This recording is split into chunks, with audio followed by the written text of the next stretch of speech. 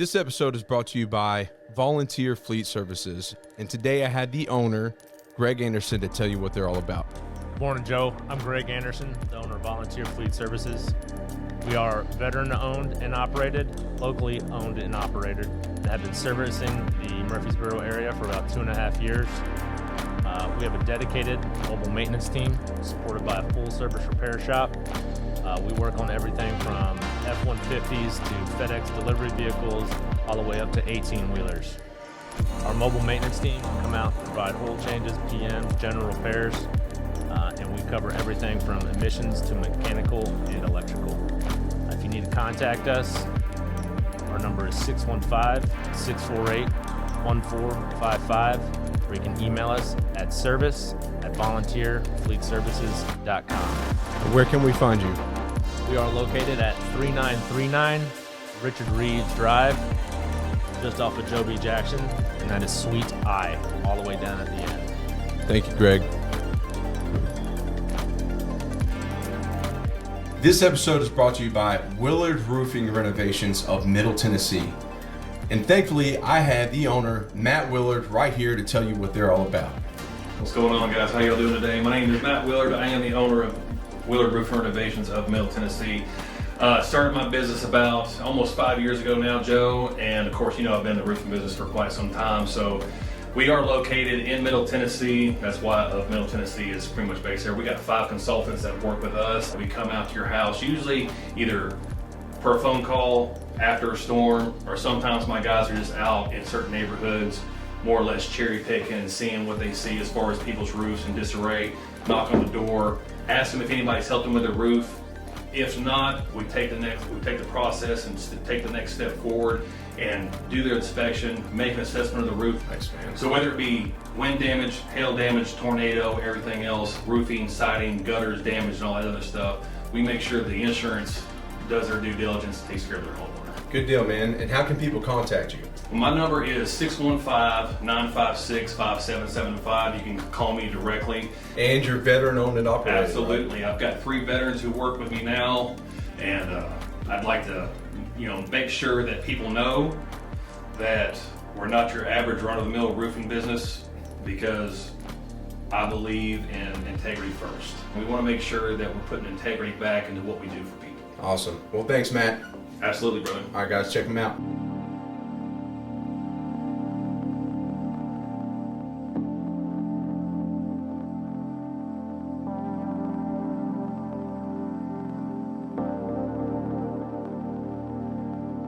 What is up, everybody? This is Joe Adams, and welcome to the Relentless Pursuit podcast. What we do on this podcast is bringing guests from all different backgrounds, all different walks of life to share their stories, the ins and outs, the in-betweens, and everything along their journey that led them to where they're at today. And we leave nothing off the table. We keep it authentic, we keep it organic, and we keep it real. Probably one of the most real podcasts out there. And we like to dive into different topics and just kind of keep it a discussion. So if that is for you, check this out. You'll gain a ton of value, and it could change your life for the better. If that's not for you, I don't know what your problem is. You need to get on board. Thank you. But without further ado, I would like to introduce to you today our guest, Mr. Kyle Elkins. Thank you for having me, man. I appreciate that. Thank you. Welcome, man. It's an honor to have you. Thanks for bringing me on. Yeah, Good of course. So I met Kyle. So not too long ago, I think back in May, had the Relentless Pursuit Key Lime Pie Festival here. Yeah. And is basically a charity event to raise money for a family that it could really go towards. And part of the festival was a key lime pie judging contest, and our mutual friend John. Yeah, John's the man. Yes, he is. John Carey. Hey, shout out to you, bro. You're solid. Absolutely grateful for you. But he brought you along as another judge on the panel, and I was very moved by you being there, because they presented me with a nice check from the church he's at, and I'll let him introduce that. But Sure. It meant a lot. And I was like, given the world we're in today, one, I want to hear your story. And two, given my beliefs and the fact that you're at a church, was like, man, it'd be cool to have someone that's, a leader at the church to let's discuss like our similarities are at some point. And, because, we don't want to have debates here, guys. If you want to debate, this podcast is about. We're trying to bring people together and make an impact. So, go for somewhere else for a debate. There's plenty of them out there. Yeah. But, so I think given the spiritual differences, there obviously we've been talking a while. There's a lot of similarity between us, and I love that. But we'll tackle that later on. Sure. To start, just introduce yourself. Just tell us briefly what it is that you are doing currently in your life, and then we'll take it back. Okay, let's do that. My name is Kyle. I'm a father. I'm a husband. Matter of fact, this past Saturday we celebrated 22 years of wedded bliss. Beautiful. And I have a beautiful, wonderful, smoking hot wife that I'm grateful for. Has been my partner for many, many years. Has championed me in so many ways. And I'm also a father to a little miracle girl named Nora. She's 8, about to go into 3rd grade. I serve as the worship pastor at the Experience Community Church, which started here in Murfreesboro and now has 4 campuses around Middle Tennessee. One, obviously, in the borough, one in Cannon County, one in Shelbyville, and then most recently started one in Tullahoma. But have been there for, almost 11 years now. Moved down here in 2013. I'm from Indiana originally. I'm a Hoosier through and through. Some people don't like that, because I wear a lot of red and white, and not a whole lot of orange. Be different. Yeah, right. Indiana's still home, and I grew up in a good Christian home. It taught me good morals, good values, how to live a life that loved people and loved God, and grew up. Met my wife when I was 17 or 18, and we got married young. I said we got married. Been married for 22 years. A lot of people ask, well, how young were you guys when you got married? We were young. I was 21. She was a week away from 21. That is young. It is. Yeah, because how old are you? I am 43 now. Okay, so I bet you. I'm 34. I'm not too much younger than you, but I've been married a year, not just about in November, right? Yeah, so probably by, I'd say, today's standards, that's pretty young. And probably even back then, we got married in 2002. Yeah, and that was young for back then as well.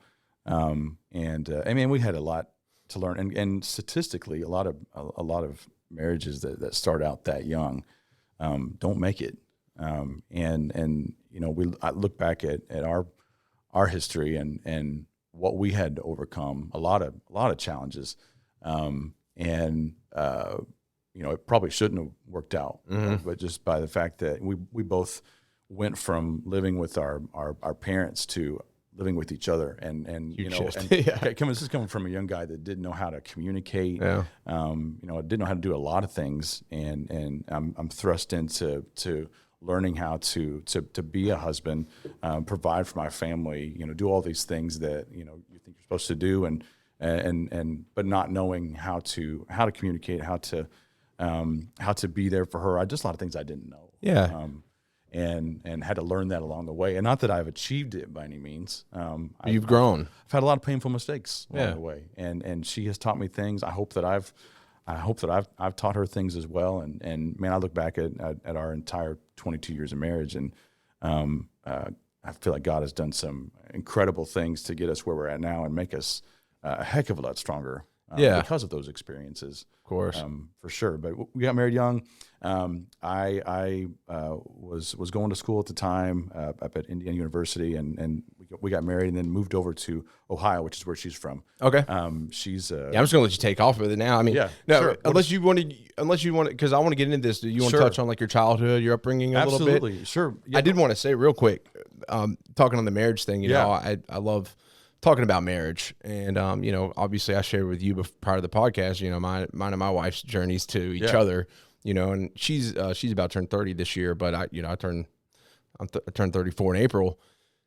So even I might even be beyond it, statistically, like when people get married too. But, one thing at this point in our lives, like we know who we are, so when you get married in your early 20s, you don't even know who you are yet. You're still trying to figure that out. Yeah. So you talk about statistically there's a lot of divorce there because people are growing apart, but what I do love about you guys is y'all have grown together. Yeah. Y'all saw it through and y'all have grown together, and now 22 years of marriage, and you say some beautiful things about it. So I love that. So, I mean, I think it's just interesting the difference, but obviously y'all are on the right journey together. Yeah, we had a lot of similarities. I mean, we both had the same, similar upbringings. Matter of fact, our parents had met before we had met, and that's kind of how we met. I was dating somebody else at the time, and my parents had went to this conference and come back, and I don't think my mom was super happy with who I was dating. So she came back. She goes, "Hey, we met this couple, and they've got a daughter. You got to meet her. She's beautiful." And of course, it's your mom. Yeah. So you're like, and I knew that she didn't approve of who I was dating at the time. So I was like, I know what she's trying to do. She's trying to get me to break it off with this other girl.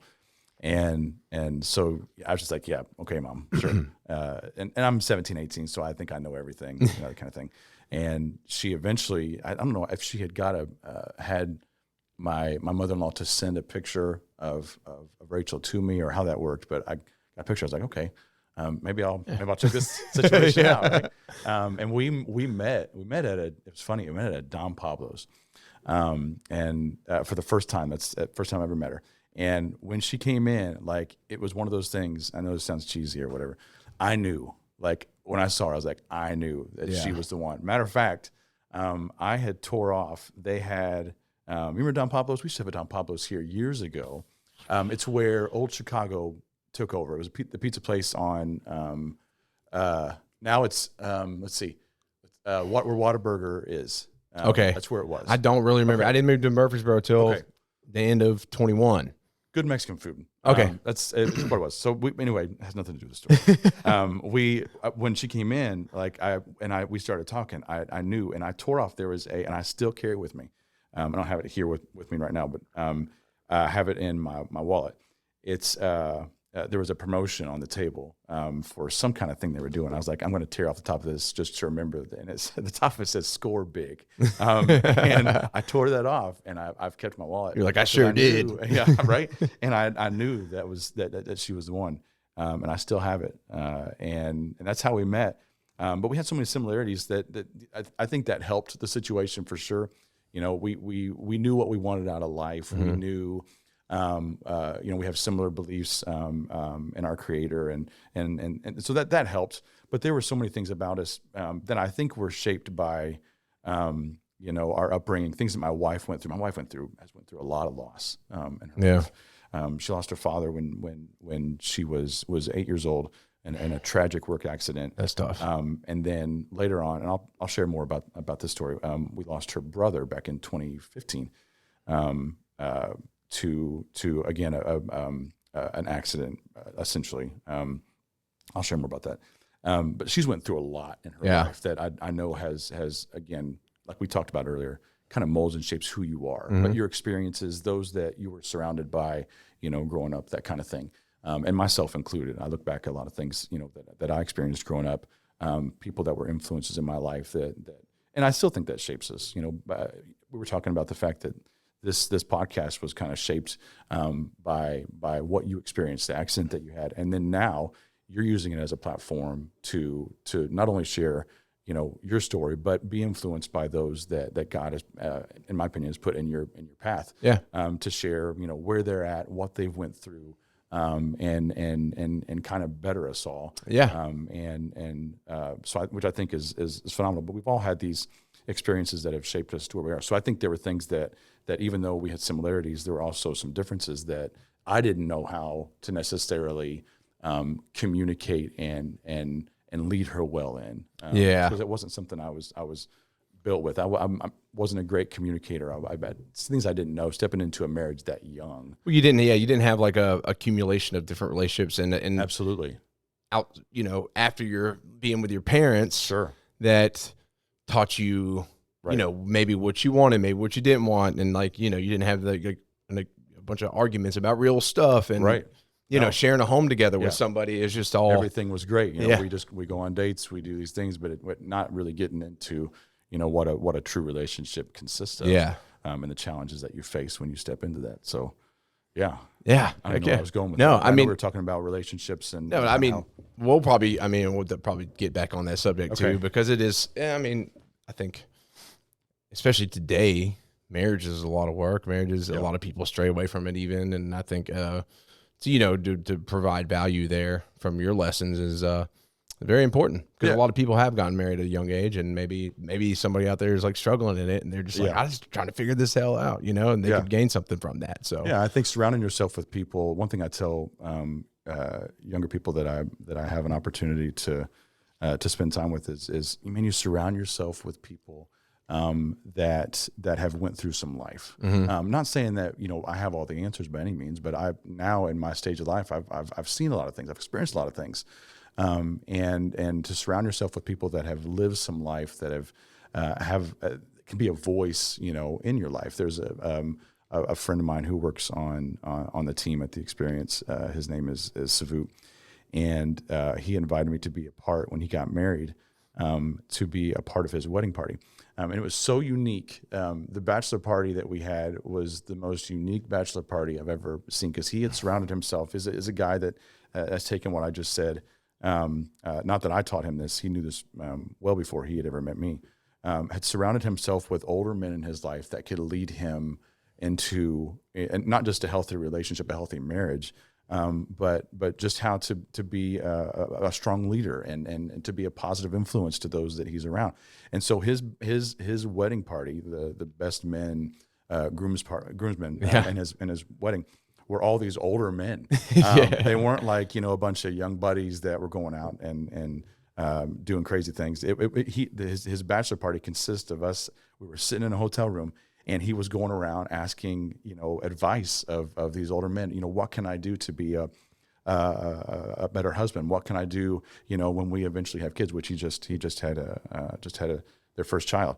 Asking these guys, and I thought it was so incredible. Yeah, it's really cool that this and he was a young kid at the time, had that much wisdom to ask that of men that had been placed in his life. Yeah, because he was willing to listen and learn. Yeah, you know, and I wish I would have. I mean, I wish I would have thought that. I mean, at his age, I was probably so arrogant and thought I knew it all that you know. And I wish I could go back and put those kind of people in my life and live life the way that he had at that age. And I feel like where I'm at now, and what I've been, not what I've experienced. I think the important thing that kind of like what you're doing now is taking your stories and sharing that. You know, we've all got this story. That's a big part of the DNA of the church community I'm a part of, is taking those testimonies, if you will.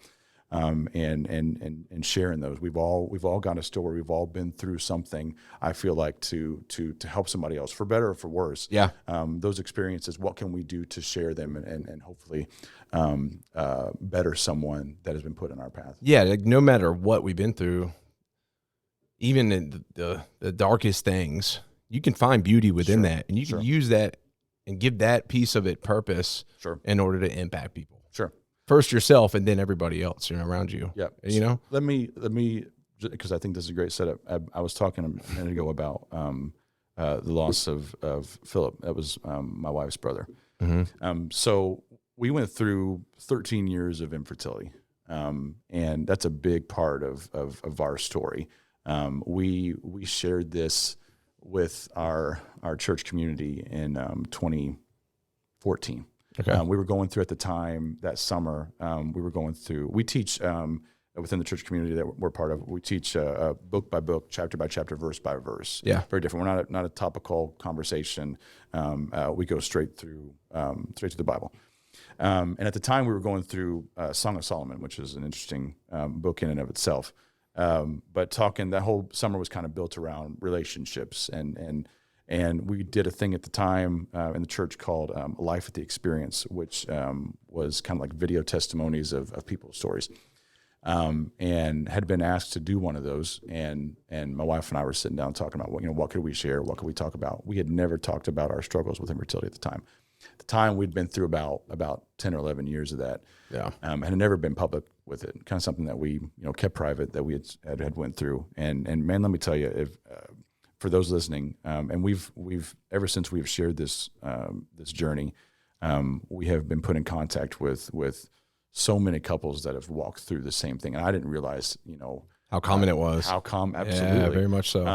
And matter of fact, after we had shared our journey, my wife started a life group within a community group within our church, specifically for women that have either struggled with infertility or miscarriages or stuff of that nature. And it's been a very healthy thing within for those women and husbands alike. Yeah. Because they're going on that journey together, should be. Anyway, so we decided to open up and share our journey. And the story at the time wasn't this miracle story about, how we have a child, at the end of it, it's like, hey, we're pregnant, it wasn't that. It was more, hey, this is what we've been through for the last 10 plus years. And even through all of this, as hard as it's been, we still have faith that God has a plan for our lives. It may not be a miracle child at the end of the story. Mm-hmm. It may just be, we had got to the point in our life where we were just okay, God, if it just meant that we were supposed to love on other people's kids, right? Yeah. Matter of fact, by the time, before we got pregnant, which is part of the story, spoiler alert, we became godparents for for multiple friends, their children.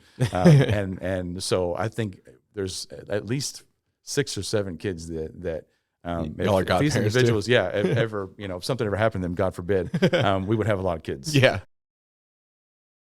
So we ended up sharing that story on video in 2014. And again, it wasn't about necessarily a miracle child. It was, God's been faithful in our marriage, and we're just going to trust whatever His plan looked like. It's like Wreck-It Ralph. You said you're a Disney fan. Yeah, I remember when they pull the plug and absolutely. They have to adopt all the little kids. They're like, it's not that bad. And then they're like, oh my gosh. Wreck-It Ralph's one of the most underrated Disney movies. In my It's opinion. so good. I think both of the movies they released with that character are phenomenal. So we shared it, and it was more about our journey. And you have to get, if you walk through, anybody that has walked through an extensive period of that kind of journey and infertility, you have to get to a point where you're okay with whatever the plan. Because if not, man, it'll tear your marriage apart. It's one of the leading causes of divorce, statistically, is walking through that journey. Because I don't think people are prepared for it, and I don't think you don't know how, especially as a husband. We're built differently. We just are, and there's an instinct. We were talking about this before we got started. Instinct that I feel like a wife is built with to many. I know my wife was to want to be a mom. Yeah. And I didn't understand that, and I didn't understand that until we had our daughter. And it was in that moment, the first time that I met Nora, that it clicked. Like all the years that we had walked through that were so challenging. And sure, I wanted to have kids. And I wanted to see my wife's journey fulfilled, right? That was just as important to me. But I didn't have that same type of yearning that she had, desire that she had. It wasn't until I saw our daughter for the first time, I was like, that makes sense now. Yeah. Everything that she had wanted, she had that internally, but I didn't see it or didn't feel it until I saw it. Yeah, I get that. I mean, it's a totally different feeling. I'd imagine it's definitely different. I mean, for me personally, I was like, I have to have a family, and it was like always within me. Like, it feels like also like even on a spiritual level, like it's necessary. Yes.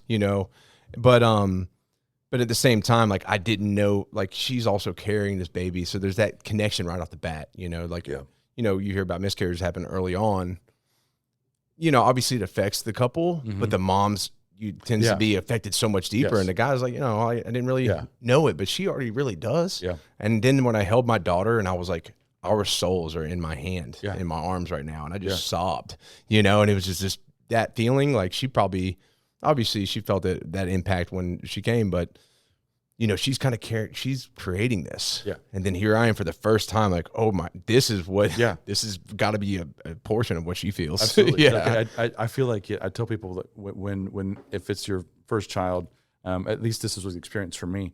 Like, it opened up a part of my heart that I didn't even know existed. And I feel like, she had that was a part of her. And maybe, I'm sure it was there. I just, maybe we're guys and, we just don't know any better. Yeah. But it wasn't until, I met her for the first time that I understood it.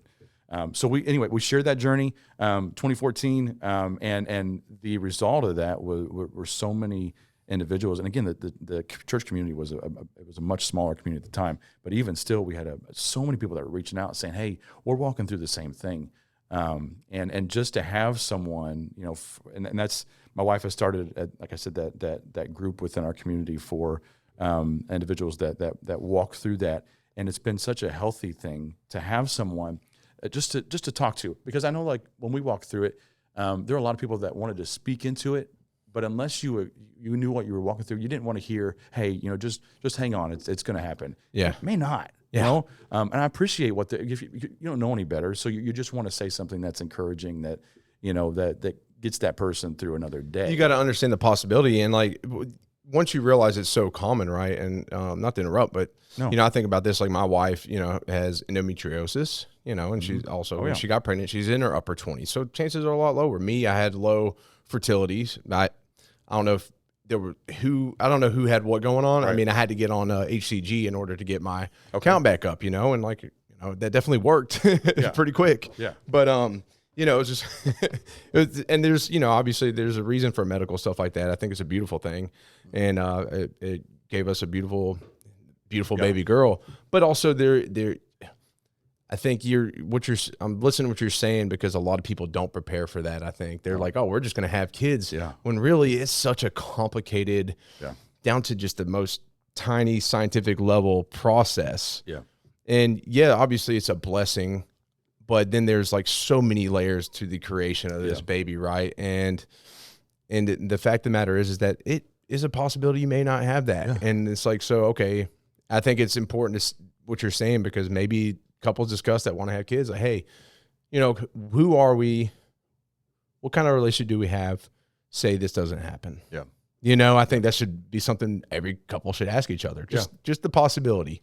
So what we do with, in my role as one of the pastors of the church, we do a lot of premarital counseling. And that's one of the things that make it a point to discuss, in that conversation. Okay. How do you guys stand, when it comes to the conversation of children? Because there are a lot of things that they need to be discussing if they're not already. And again, if you're not as prepared, like I don't feel like I was, and even looking back at the premarital counseling that we were given, we did not go into deep conversations, and I wish we would have had some of those. Well, you see babies everywhere. You're like, oh, right. But really sitting down and discussing, where do you stand? Because at some point, if you haven't had this conversation already, it's something that you guys need to be talking about. Because if you're not on the same page, it's going to be a real challenge, later on in your marriage.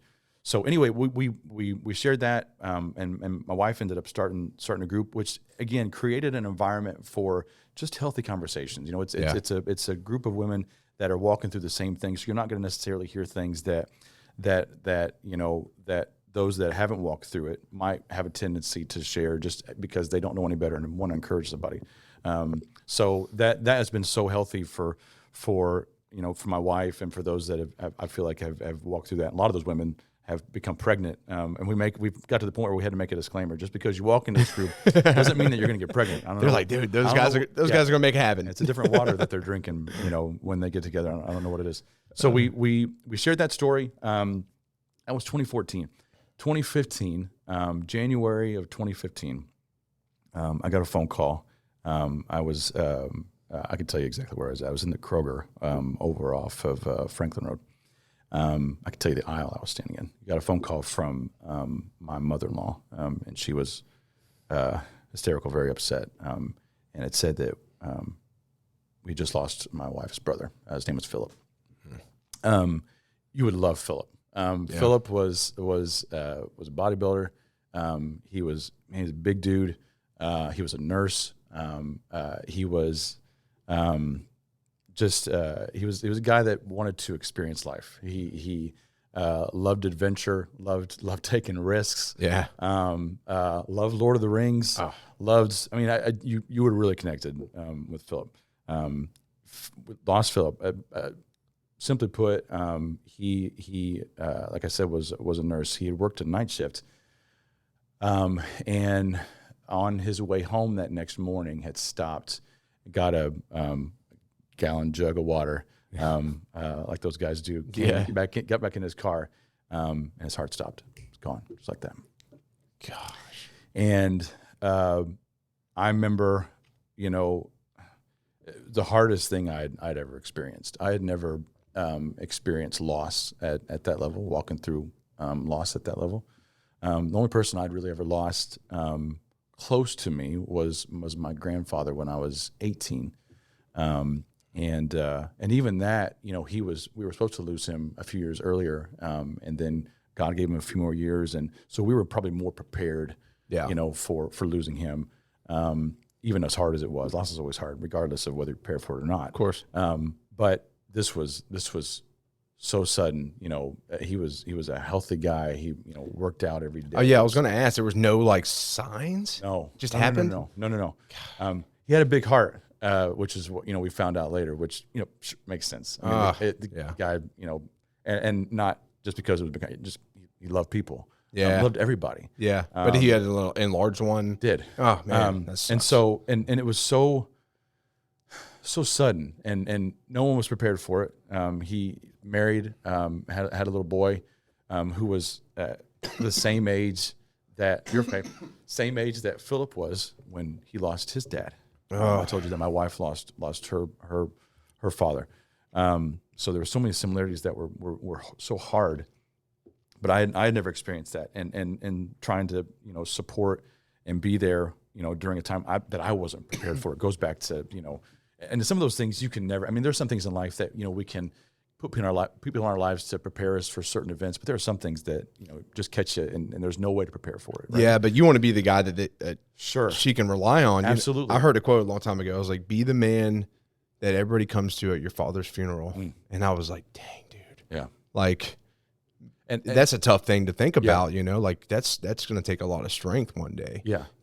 Sure. And you want to, what are the right words to say? And I felt it was just being present, just being there. Yeah. Not only having the thing, and I think that kind of goes back to the conversation of infertility, is that there are a lot of things that you don't always need to say something, but just being present, just hearing somebody where they're at, letting them, just kind of vent, get out whatever it is that they're struggling with. But this was, a different level. And so, we walked through that season, horrible season. And quite honestly went into a kind of a darker season of our lives. I don't mind sharing. It was rough. Yeah, rightfully so. Yeah. And even, it didn't take away from our faith. We still, as hard as it was, and there's still questions that I have that I don't understand. Yeah. And I believe that one day I'll have the opportunity to maybe find some answers in that. But I didn't understand it. And so we went through a tough season of loss. My mother-in-law, who lived up in Ohio, moved down, to be with us after this happened, because she really didn't have anything. She had separated from the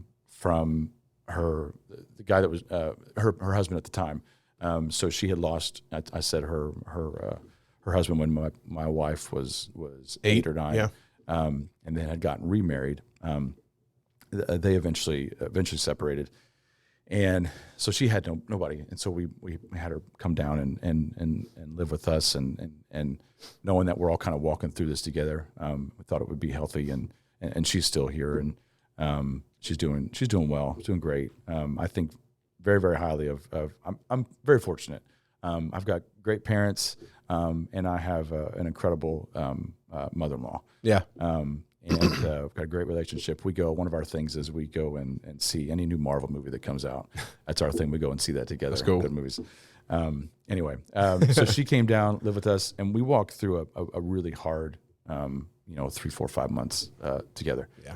And didn't really know, when do things get better? You know, when not that you ever, because I'm still sharing, you know, a story of loss with you today. Not that you ever, you know, because I think even through that, you want to remember those people and celebrate those individuals. And what can you do to take the lives that they lived and celebrate it and champion it? You know, you carry that spirit with you. Absolutely. Yeah. And there were things that Philip taught me that probably more on the adventurous side and the risk taker. I've never really been much of a risk taker. But there were things that I watched him do that at the time I was like, oh my gosh, what's he doing? But now I'm like, man, I get it. Live a little, right? Yeah. Enjoy life. Take advantage of some of those opportunities that you may never see again. So we went through that, and didn't really know, you know, when does that dark cloud kind of lift? We got into summer of that year. This was in January. Got into summer of that year, and my wife and I, like I said, that was about the 12th or 13th year of infertility. We were still kind of exploring opportunities, and we had set an appointment with a specialist in Knoxville, and this was going to be our last hurrah, if you will. We had explored things over the years, different drug treatments and different opportunities. We explored adoption, and that had fallen through. So we had an appointment to meet with a specialist in Knoxville that did embryo adoptions. I don't know if you're familiar with that at all. Yeah, a little bit. Okay, that was going to be our last try. Expensive as heck, and we had decided we were going to try this out. Financially, the amount of money that you spend, you know, exploring all these different options, I mean, it takes its toll after. So we decided this was it. We're gonna put all of our eggs in this final basket, and just see if God opens that door. Yeah. And if He doesn't, you know, we'll realize that we have explored every opportunity, have exhausted every resource, and know that God has other plans. Just trust it. Yeah. Right. So that was going to be, and I think it was early August. And I remember the conversation. It was about a couple of weeks before that appointment was coming up, and we hadn't talked about it. My wife and I hadn't. And I remember her stopping me in the car one day. We were driving somewhere, and she said, "Hey, we have not talked about this at all. Do you still want to do this?" And I said, "Yeah." I said, "You know," and I don't know how gung ho I was about it, because you've tried that long, and you're like, you know, we'll do it. Will it happen? Probably not. Not that I don't have faith. Yeah, worth a shot. But, yeah, you know, after this long, I want it to happen, sure. So we talked about it, and we were sold, and we were going to do it. We went through all the paperwork. I think we had even put a deposit down on the procedure and all that. That weekend, you know, we do services at the church. We do 5 services over the weekends. We do a lot of services, 2 Saturday night and 3 Sunday morning. And that Saturday night, I had went in for rehearsals that afternoon. My wife said, "Hey, will you on the way home? Will you get a test?" She goes, "I'm late, and it's been a while." And I was like, "Okay." I should preface by saying we went through 13 years. We never got pregnant. Never had been pregnant at all. You know, some individuals walk through, and my heart goes out to those that have walked through miscarriages, because we never experienced it. I can imagine how hard it was for us to never have a child, let alone get pregnant and then lose that child. Right? We had never walked through that. So she had asked to get a test. I could count on one hand the amount of tests that we had taken, through those 13 years, because we just never had seen. Yes, at 13 years in, you're like, right. So I said, okay, sure, I'll grab the test. And so second service later that night, I got home, gave her the test, and I was sitting on the couch, probably watching TV or something at that night. Just she comes out of the bathroom, and she's kind of hysterical, and she goes, I don't know if I'm reading this right. We got one of the more complicated tests. Those tests are expensive. And she said, I think this says I'm pregnant. And I looked at it, and it was one of the ones with the multiple lines. I'm like, I don't even know what I'm reading, because we've never really, we've never really taken any of them. I said, I think that's what it says. Where's the box? Right? And she goes, well, go get another test. And I said, okay, I'll run out and get one of the ones that just say yes or no. And so I go out, I run out, I come back, I get a second test. She takes it again, and lo and behold, it says that she's pregnant. And I was flipping out, because we hadn't even got to that appointment yet that I was talking about, right? This just happened. Yeah. And so and our my mother-in-law, who was living with us at the time, we ran into her room. This was like by that point it was close to midnight. Bust open her door, and we're holding this test, and she thought it was a thermometer. She thought somebody was sick, and so she couldn't figure out what we were doing. Finally showed her, and she was very emotional. I remember we got to share with our parents, and we eventually shared it with the entire church community because they were kind of following along in our story, and that was a really that's so special cool thing to share that. We actually did it at one of our worship nights. We shared the story of we showed our video that we had shot a year before. And then at the very end of that video, we had like a little tag that had a ... and we showed them, that this had happened, this miracle had happened in our life. And the story was more for us, a story of God's faithfulness. Not that everybody's story is going to end the same way, but it's more about trusting whatever that plan looks like for you. I was going to say, the two sides of the coin I see there is one side is never giving up hope. Right. But the other side being like, don't have expectations. Sure. You're like, you're like, oh, give me a baby, but don't expect God to bless you with that. Right. Right. Yeah, does that make sense? Absolutely it does. Yeah. So I feel like for us, it was God had honored the fact that we had shared, we were using our story to hopefully help somebody else. It wasn't necessarily that story with that ending that we wanted, but what were we doing in the meantime to share what we had walked through to hopefully help somebody else? Yeah. And so we had, her name's Nora. She's, now, because you're a girl dad.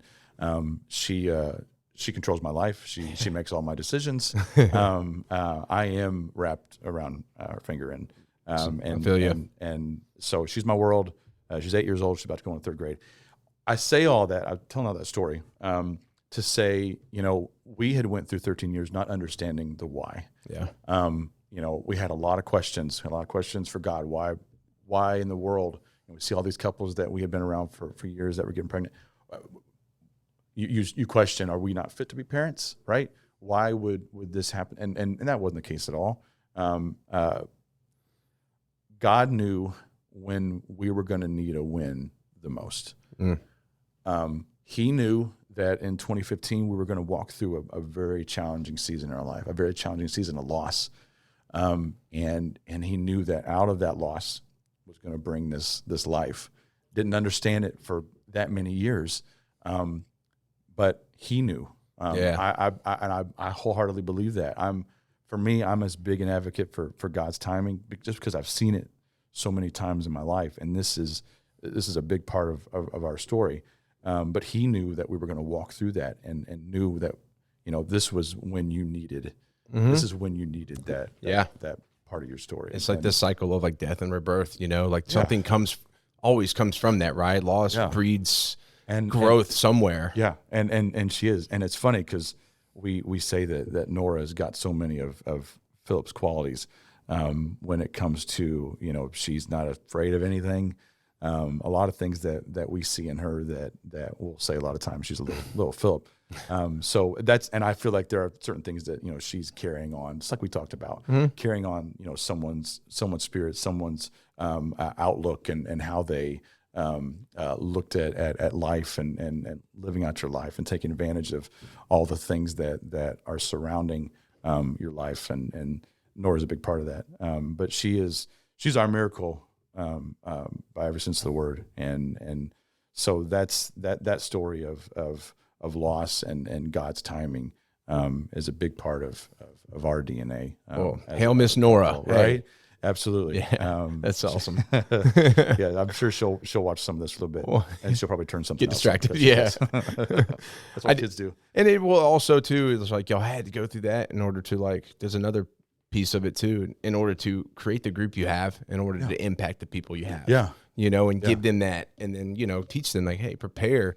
Had y'all not experienced that, you wouldn't have this little group you have, or maybe not, Yeah. But fate played out how it should. Yeah. That's all fell through. That's all happened on the timeline that it was meant to. Yeah. When I heard, when we talked about, I was looking at the pictures on the wall of all the different episodes that you had done. When I got a better feel for what this was like, a big part of the DNA of the church community that we're a part of is testimonies. Matter of fact, we wrote a song a few years back within our team call Testify, because we're big on sharing what you've walked through. And I feel like that's kind of what a big part of what this podcast is hearing other people's stories, and what they've went through, and the similarities like we talked about, but doing that to challenge and encourage others that may be walking through the same thing, or maybe they're about to walk and don't know it, but it prepares people, and it gives people a voice, and I think that's so important, to surround yourself with individuals that have walked through, like I said, different seasons of life,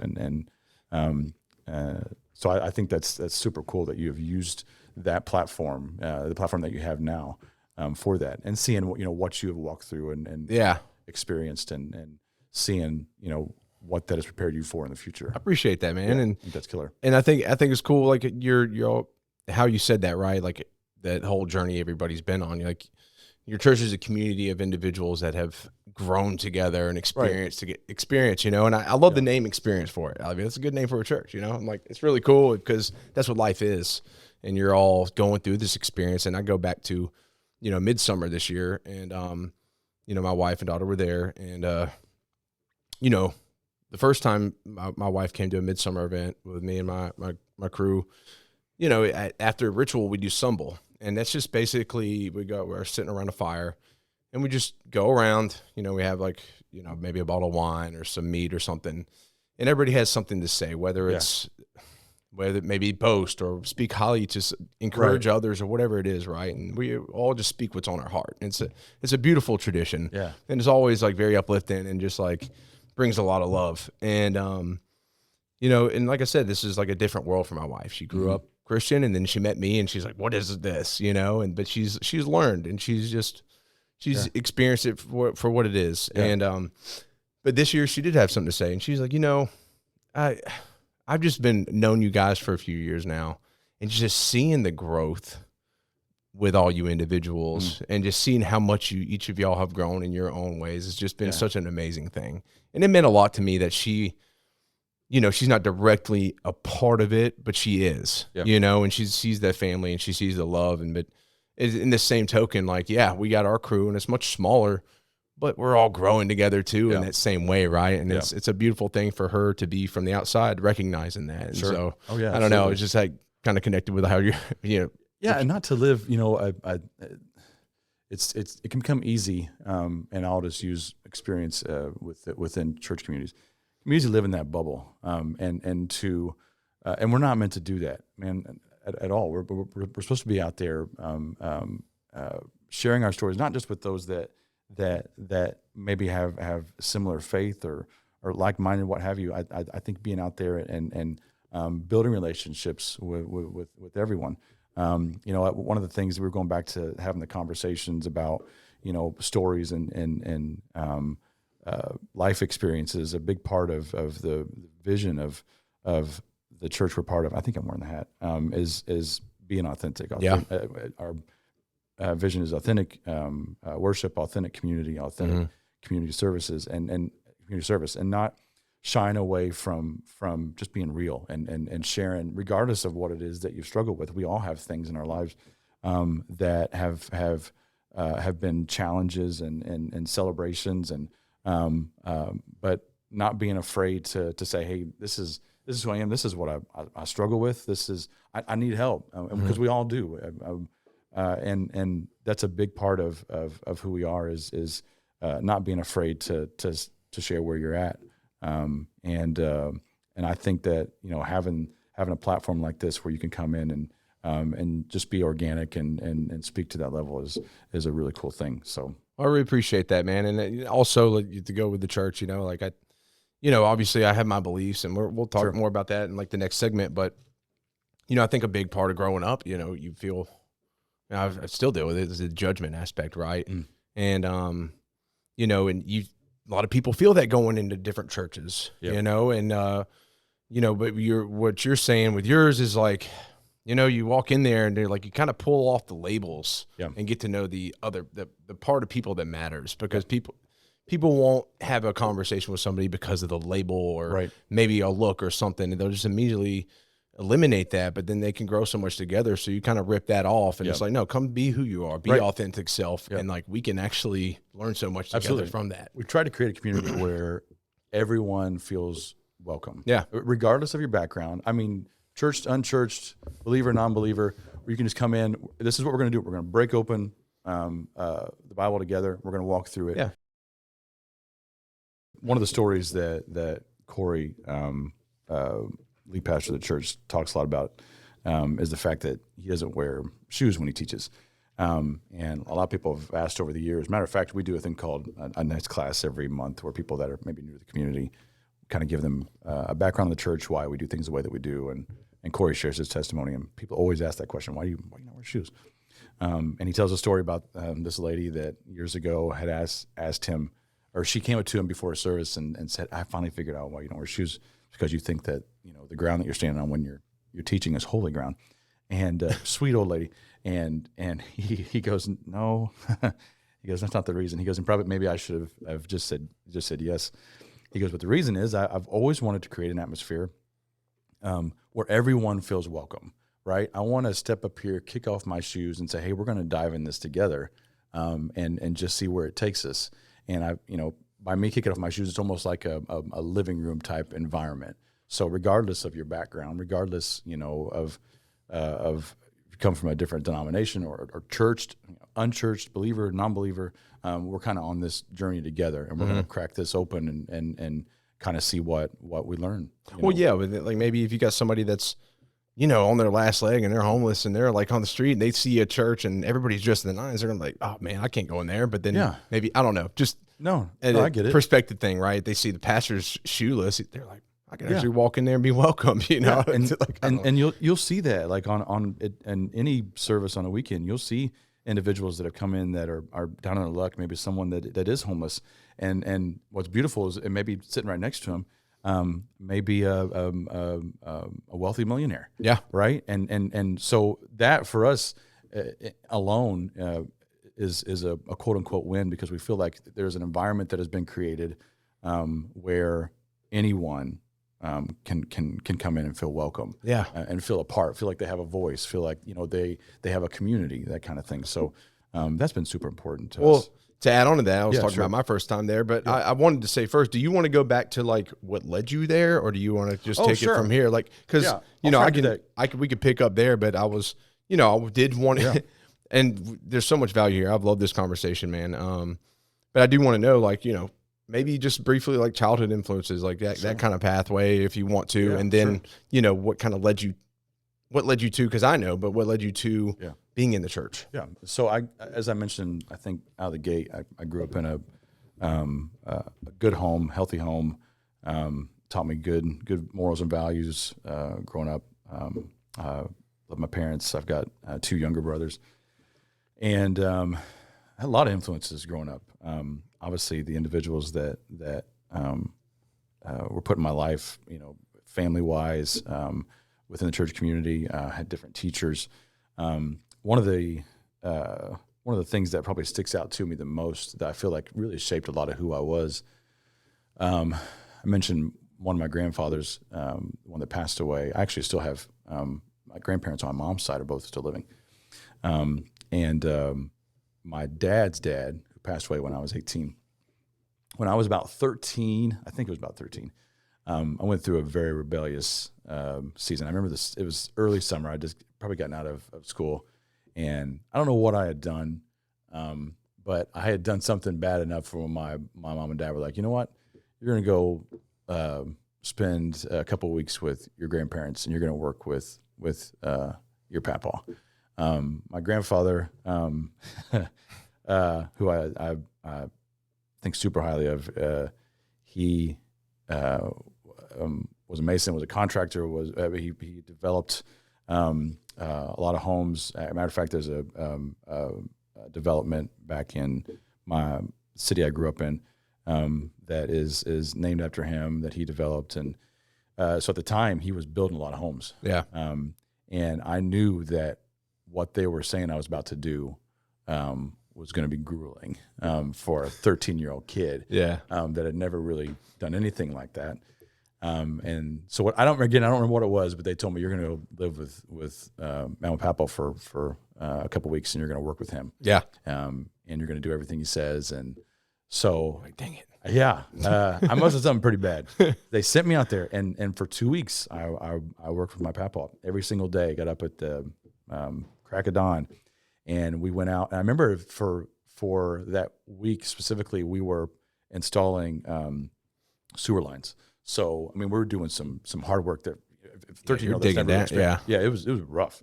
And we do that, from sun up to sundown, and he did that every single day. That was his life. And man, as hard as that 2 weeks were, the impact that had on my life, I don't even think I've ever told my parents this, was monumental. Like it really shaped what I knew about and how I live my life now when it comes to work ethic, to take in pride in what you do, regardless of what you do, and doing it to the best of your ability, for multiple reasons.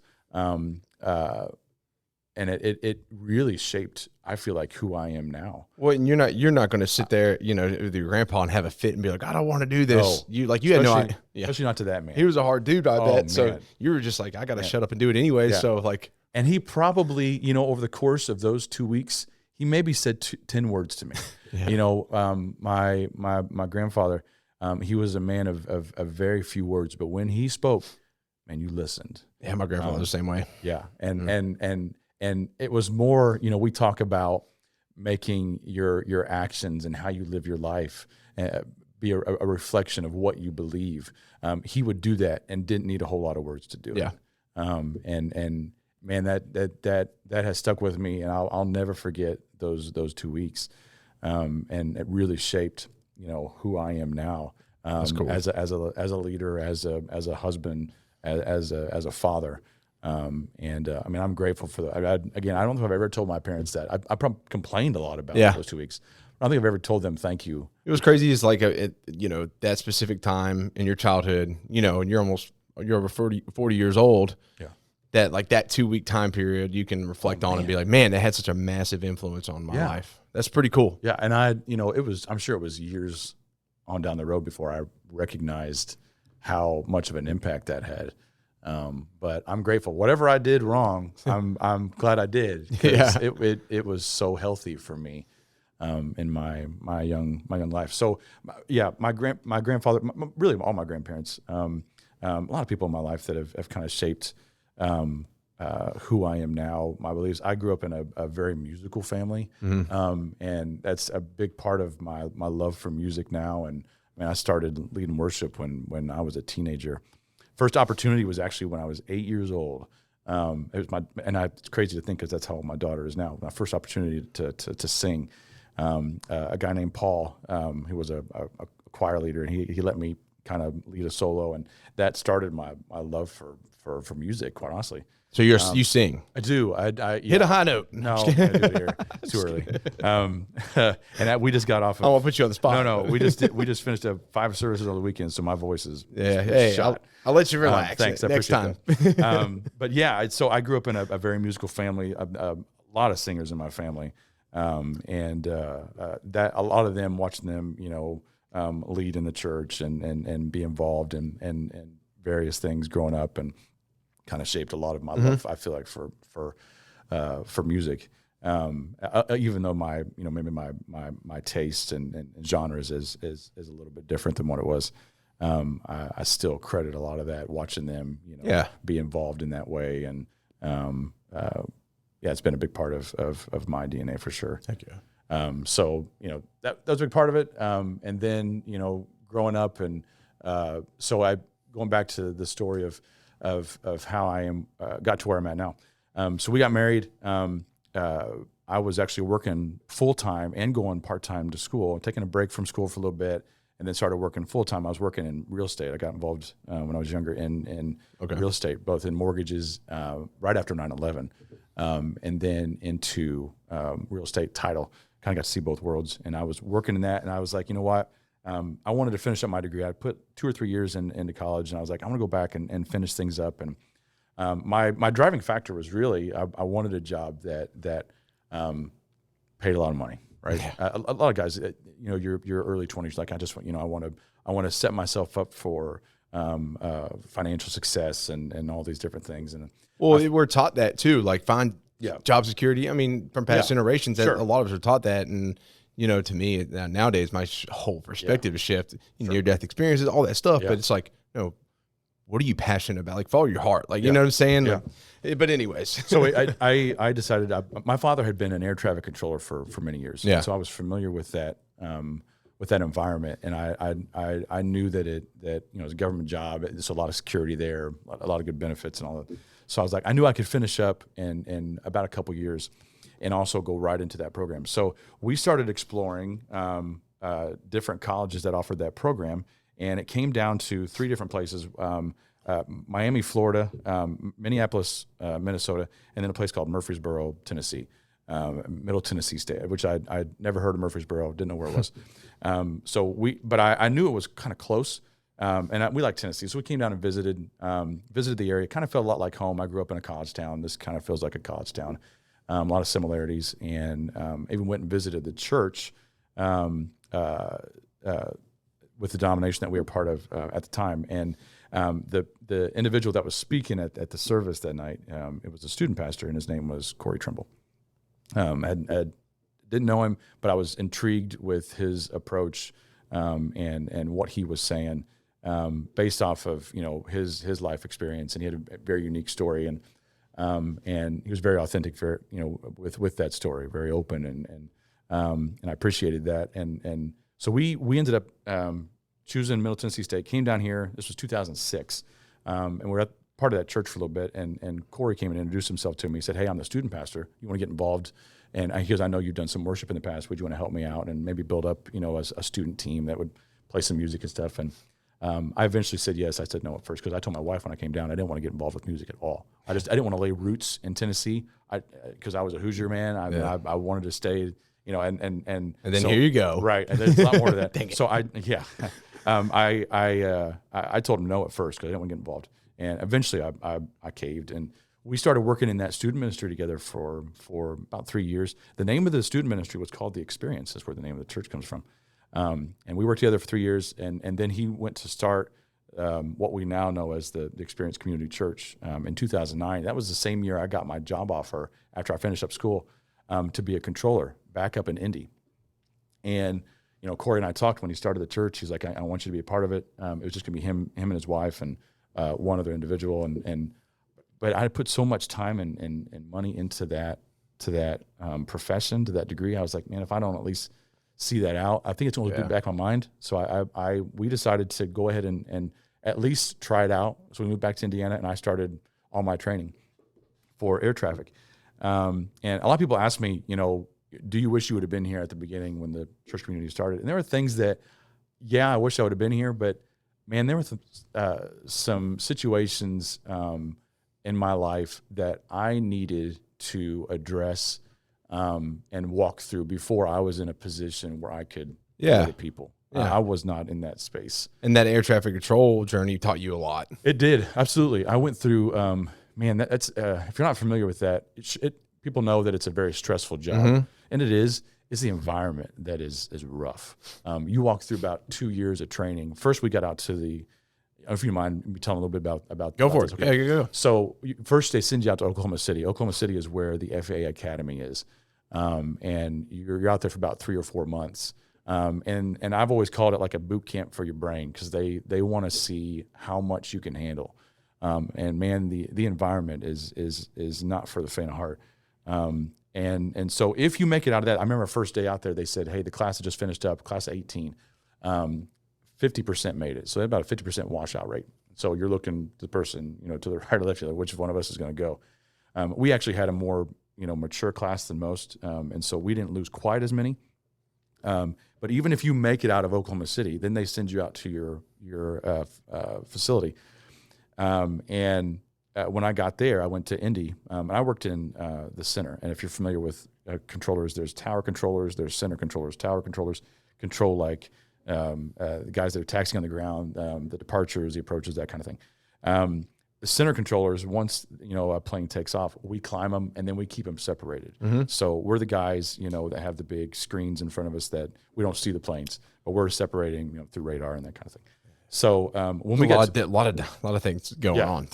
Oh, a heck of a lot of things going on. We got to our facility and our instructor told us, he goes, hey, you're going to be in area, I think it was 7, and there's like 8 different areas that they're separated. So we were in Indy, but I controlled airspace from Cincinnati, Ohio, all the way over to Parkersburg, West Virginia, up to like Columbus, Ohio, down to Huntington. And so we controlled a massive airspace, but it, was nowhere near where I was stationed. And they told us that the washout rate there was 80%. So even the 50% that made it out of Oklahoma City, another 80% weren't going to make it. And so I'm like, there's no way I'm going to make it through this. And I had a father who worked in that same facility, which was a good thing for me, because they can wash you out if they don't like you. I mean, just if you say just the wrong word, they can say, hey, you're out. So you could be a phenomenal controller, but just the fact that you don't fit in with their culture is reason enough for them to boot you. So I I went ahead and did it, and went through all the training. Matter of fact, I had finished up my training when I felt like God was nudging me to move back down to Tennessee. Corey and I stayed in touch, and I knew what was going with the church, and it was a much, much smaller community at the time, a few hundred people. And and he's like, hey, anytime you're ready to come down, kind of made that joke. And I felt like God was telling me to give it all up and come back down here. And I remember, like, even when I felt that, I didn't tell my wife this at first, because we had moved around so many times, and I felt like we were finally settled. I was finishing up what I thought was going to be my career. We had just bought a home. We were what we thought was the definition of being settled. And so I didn't even tell her at first. And I thought, you know what, if I feel like God's telling me to do this, I don't feel like he's just going to tell me, like, he doesn't just call me. We're a team. So I feel like she's going to have to feel that before. And eventually she did. But I remember going in and we made that move. I remember going in and telling my instructor, who had been with me for, that 2-year period, and telling him that right after I finished up that I'm quitting. Because once you've done that, once you have finished up that training, I mean, you can coast and like I said before, you make great money, great benefits, you're set, really. There's gonna be that one guy that got washed out, like, barely, and he's like, yeah. What? What's wrong with this guy? He's listening to this. He's like, that. I'm sure hopefully he doesn't listen to it. But I remember telling my instructor, and he said I was an idiot. He goes, you don't realize what you're throwing away. And you have to know, like, because it wasn't just, walking away from that career. I knew I could never go back to it. Once you're past the age of 31, they want you controlling in your prime. And you were how old at the time? I was just over 31. I was 30. I may have been 32. So you walk away, there's never again. No, that was it. Crazy. And I can never go back to it. Matter of fact, this isn't, hear me out, this isn't to pat myself on the back, or I wasn't even coming out here for a full-time job. Like I said, the church was a much smaller community. We didn't have those type of resources. And I knew that going into it. But it was as, as audible of a voice in my heart without it being audible, right? I follow the call. I just knew that I was supposed to be here, and I knew that. And my wife, God bless her, she was all in. And we didn't know what the future was going to hold. We didn't know, what we would experience. We didn't know, what God had in store for us. We didn't know that eventually we'd have a kid and all these other things that we've been able to be a part of and witness, and not just within the church community, but especially within those that God has placed in our life. And I'm grateful for it. But we just knew that this is where we're supposed to be. And along the way, God has shown himself to me in different ways and has made a big part of our story. And I feel like, man, if you ever get to a point in your life where you can look back and see how those different puzzle pieces kind of fit together. Oh, without a doubt. And I feel like I'm grateful to see that. I don't feel like everybody gets to experience that, but I've seen it, man. I've seen these different pieces that, man, I didn't understand them. I look back when I got into my 30s, I was like, what did I do with my 20s? Takes you a little bit of time to understand those things, but What have I mean, and 30s were interesting. 40s game changer, and Yeah. I say that just to prepare you. 30s have already been insane for me. Right. So. 40s, everything just kind of goes with the crapper. You just like, what, this, I can't eat what I used to want to eat, and I got to take care of all those. So 40 is a game changer for sure. But if you can look back and kind of see those things kind of fit together, and now it makes sense. Now I know even the air traffic piece, people are like, do you feel like that was a mistake? Not at all. Like I look back on those years, and I completely understand how I was being prepared for where I'm at now. Yeah. Whether it's in leadership, whether it's in how I engage with people, whether it's the stupid amount of patience and grace that I was taught throughout that journey, that I feel like I'm more patient in my approach, and I'm not quick to speak. I'm slow in that sense.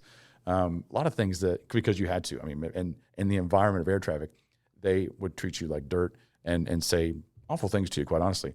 And you just have to take it, man. Yeah. You didn't bat an eye. You looked forward and you focused on Zone in, the task at hand. Mm-hmm. And so I there's so many things that, looking back at that make sense. Right? So many lessons there. Yeah, along the way. Absolutely, I'm glad I did. And like I said before, like there were some things in my life that I had to get straight before I feel like that door was going to open for me to lead. Well, it's like you get a lot of people that have you set the goal of air traffic control, and you get a lot of people that set goals and they got there on the way, right? And then a door cracks and they're like, oh, I'm just going to go that way.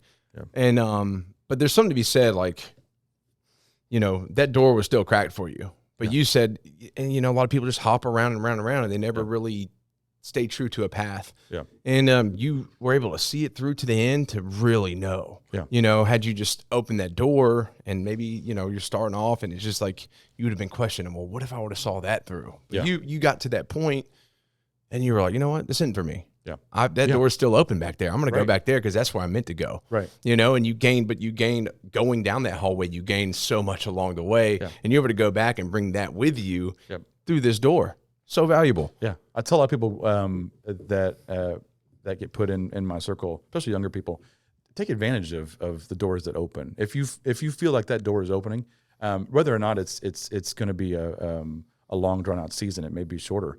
But through that, you're gonna learn something. Yeah. Regardless of where you're at. If you take advantage of it, like if you're not just going through the motions, but you're like, every opportunity is an opportunity to engage with somebody that you don't know what they're walking through, you don't know what their story is, but I feel like you're probably placed in that position for a reason, whether you see it or not. But explore it, and it'll better yourself. Exactly. And oftentimes people get to a doorway and it's locked, and they just sit there and wait for the door to get unlocked. Well, what if that never happens? Right. Sometimes you just got to keep moving forward and.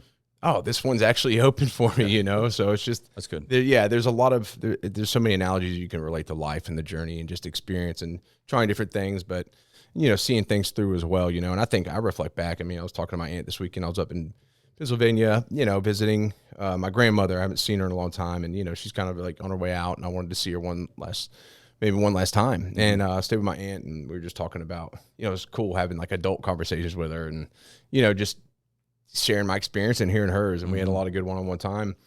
I went to I had a great opportunity to go to the Citadel. My dad went there, a military college in South Carolina. My grandfather went there, and I went, and I lasted like a month, and I was like, I hate this. I want to go. I'm not staying here. Went to a college, got addicted to drugs, and then I ended up enlisting in the military. I was like, I'm not going to some school. They yell at me, and then I enlist. The irony there. But no, what she recognized, she's like, but Joe, didn't really know what you wanted, but you were able to put your foot down at that point in your life and like, I'm not going to do this for other people. I know this is not for me. Right. And like that taught me something. Like I had the capability to do what I'm supposed to do with my life. And it took me a long time to really take that full force, after going through tough relationships and whatnot. But yeah, you see how all these things connect along the way, and you're like, man, that's actually really fascinating. It's really cool. And I'm grateful for that. Like because I think you have so many unanswered questions when you're younger and walking through tough seasons, and to be able to step back now and not that I'm done by any means, but to see a lot of that already play out and how it's kind of worked out. And I think, it goes back to that conversation of sharing your experiences, sharing your stories, to others that have been placed in your life. And I've used that for that purpose. I tell people, man, go take that opportunity. If you feel like the door is open, and you spend some time in prayer about it, man, walk through it and just kind of see how it plays out. What do you got to lose? From it. Right. Yeah. Right. You're gonna gain something. Absolutely. If you want to. You may miss out on an opportunity Yeah. if you don't. So I think that's good. It is what it is. And there was something I was going to say along with that too, but gosh, slipped my mind. But like, obviously it's led to you it'll come back to me, but it's led to you to where you're at now. And you went from this little church to experience pretty big. I got 4 branches. Yeah. Move a lot of people. I see the bumper stickers everywhere. I hope those people are driving the way they should. I don't know, man. I've been honking at them. I'm like, hey, I'm just playing. But it can be a double-edged sword. I feel like culture, this culture that we live in, is more geared towards what can we find to divide us, than it is to or it's very individualistic, right? And it's the glorification of self. And I think that's something that's probably a good bridge into the next this last little conversation. The similarities between all of us, right? And you're in the Christian church.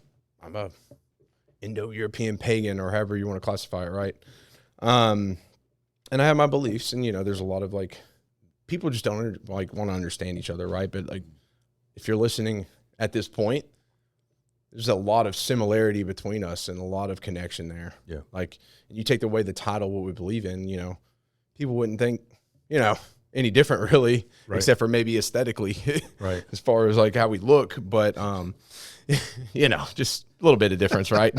I got like one more tattoo than you. Yeah. But so I can't, like I had a heart procedure. I have a stent in my heart. Back in 2016, 2017. Dang, I'm a runner. And I was running. Is this on? Are we going, or is it? No, it's on. Okay. It's okay. Yeah. Sorry. I didn't know if we were still going. I didn't know if we left the break. Yeah. I was running, and I had an episode where I kind of doubled over and walked back to the house. I was just doing the neighborhood. I do a neighborhood thing, and felt something was wrong. Something wasn't right. And went back to the house. I'm very stubborn, so I was like, I'm not going to address it. I'm sure maybe it's just a one-time thing. I feel you there. And so, next day I was running again, and it was actually a couple of days later, and I was just sitting down in the living room, and the episode happened again, much stronger, shortness of breath, and chest was very heavy, and my wife was like, "Okay, you're going in, figure out what this is." So I went in and had some tests done. Everything looked okay. Cardiologist looked at it, said, he goes, "I really can't find anything that's wrong." But I knew something was wrong. And he even said, he goes, "You know what? In the day, you know your body." He goes, "So if you feel like something is amiss, we can go in and do a cath just to check and rule everything out." And I was like, "Yeah, let's do it." I was not familiar with that procedure at all. I didn't know anything about it. I had to get one a couple of years ago. Did you? Okay. So went in, and I remember coming out of that, and my cardiologist standing there, and he told me about the major blockage that was in what they call the widowmaker. And he goes, he couldn't believe it. He said, "There's no reason for you to have this blockage." He goes, "You're healthy." He goes, you take care of yourself, you exercise. There's no real history of that in my family." He goes, "So, he goes, I wouldn't have believed it if I didn't see it myself." He goes, "But if we had not went in there and removed it, I don't know how much longer you would have had." That type of thing. Isn't that crazy? All that to say, we have talked about. So I'm like probably the only person on staff that does not have any tattoos. But one of the reasons is because I'm on blood thinners, so I'm worried that if I get a tattoo, I'm going to sit on the chair and bleed to death. The artist is just going to be like, "Gosh, dude, this like is a mess. Can you not take your This is medication horrible." tomorrow?" Yeah, It's like a crime that's scene. That's interesting. I mean, yeah, you'll bleed a lot, and when you're getting tattooed, and I've been tattooed enough, like it can get that way. And but you say that it's crazy because my dad, so my dad does Ironmans. I mean, at 60, he competed in the world championship, and my mom does them too. And so my parents are extremely healthy.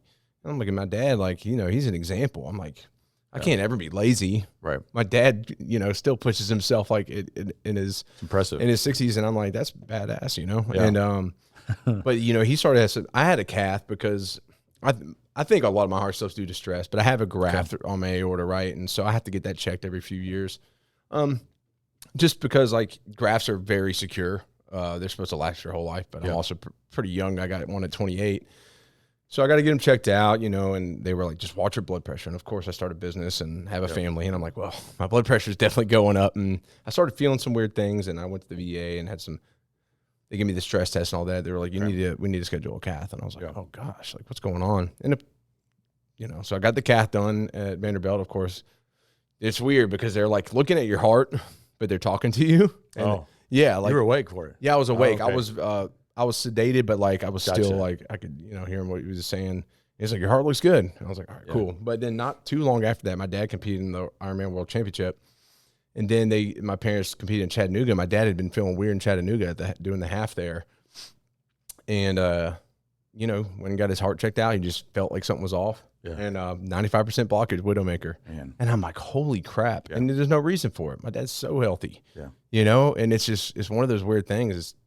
It can just happen. So it's like, that goes to say, just if you got a weird intuition, like check that out. Because my dad, had he not, the surgeon even said in front of me, he was like, I'm surprised you didn't die in like the middle of the swim. Yeah. I was like, oh my God. Like I couldn't imagine that, like I'm very close to my dad. So it's pretty wild. Yeah. I've, because of that, I think a lot of people know within the community that I'm part of that I've had that done. And so I get a lot of questions. Hey, people call me up. Hey, a little murmur, if you will. Should I go? I said, go. I mean, it doesn't hurt anything to go get checked out. Yeah. And again, I feel like, you know your body better than anybody. So when something's wrong, when something's off. Yeah. And I'm like, my stubbornness can be, my enemy because, Same. Because after my accident, I was thinking about mortality and stuff a lot. It's just something that you forced to think. You're like, dang, like it's real. Like I almost died. Yeah.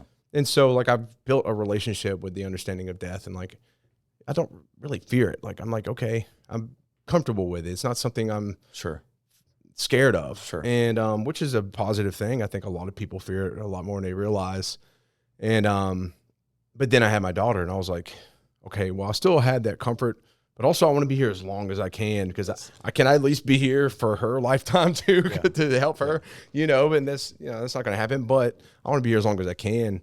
So I've had to really set aside my stubbornness, and even my wife's like, babe, and I'm like, okay, you're right, and I'll go get checked out, but it's one of those things, like, if I feel something's off, I'm just like, no, in the past, I'll be all right, Yeah. I mean, I was 35 when that happened. We had just had Nora. So, I mean, I'm going into this thinking, there's no way that all this would have happened. We'd have our daughter, and then I'd be gone, right? And I remember coming out of that when he told me that, I was like, I want to live, and I know it sounds cliche, but I don't want to ever look back, especially now that she is involved in our lives. I don't want to look back and think that I wasted any time, with her, or that I missed out on something. And so I've always made it a point to be so present and so intentional in that, so that I never feel that way. I mean, even though you'll find this out. I mean, your daughter's how old? You said 15 months. Okay. Yeah. So the seasons change so fast. Like she changes so fast, and I never wanted to look back and like, man, I wish I would have taken more time with that. Or I enjoyed every. And again, she's just 8, so I mean, I know we still got the challenging stuff ahead. It never gets any easier; it just gets more complicated. And but I never wanted to miss out on a season, or I wanted to take advantage of every, even the hard, first few months, the late night, middle of the night cry sessions. I remember looking back at some of those overnight times, and those are some of my favorite times. Oh yeah, changing the diaper, like you're helping her, right? Just holding her at 2 or 3 a.m. You can't even see straight, But I remember just sitting in her room and trying to get her back to sleep and comfort her. And those are some of my favorite times because you just feel so connected, and the house is quiet and it's just you and your little girl, and that connection already is unique in itself. But I always wanted to take advantage of those moments. And you hear some people complain about, I had the all night cry, and the first few years were so hard, and I'm so glad we moved past them. I loved every me too, time. man. I love it every minute. I'm right there with you because it's also and probably because it's always going to change. Like it may be, even if and it's tough. I'm not saying it was all roses and rainbows, but there were some really tough times too. But even through that, like that it's only going to last for so long. It's and what you make of it. It'll be something else. Yeah. And so for me, like I saw those opportunities as just times to just admire the miracle that I was holding. Yeah. And that was so special to me. And I'm sure we probably approached it different just because of how long it took. I'm sure we have a different outlook than maybe some, just because we waited so long. But that's wisdom for people that maybe, Right. Yeah, because it is such a special thing. It is every life is such a miracle, and seeing that way and experiencing that, even when she's upset and screaming, but knowing it's going to change soon. Yeah. And then you'll be in something else, and you'll be like, man, those times were so. I never wanted to do that. Yeah, I'm right there with you. Like I work 12, 13 hours a day. I could easily do that and not be home. Like when Lydia had her on a Friday, I had to be back at work Monday. I run a small business, and I was like, well, I got to succeed for my daughter now. So I was getting home at 10, but I was like, we talked about it like shortly after, and it was like, man, something else has got to be figured out. Yeah. Like if it was just me, I'd probably stay asleep here, but like I got a family now, and I don't want to be that. And of course my mindset was just like, I had to go all out for them, and I still do.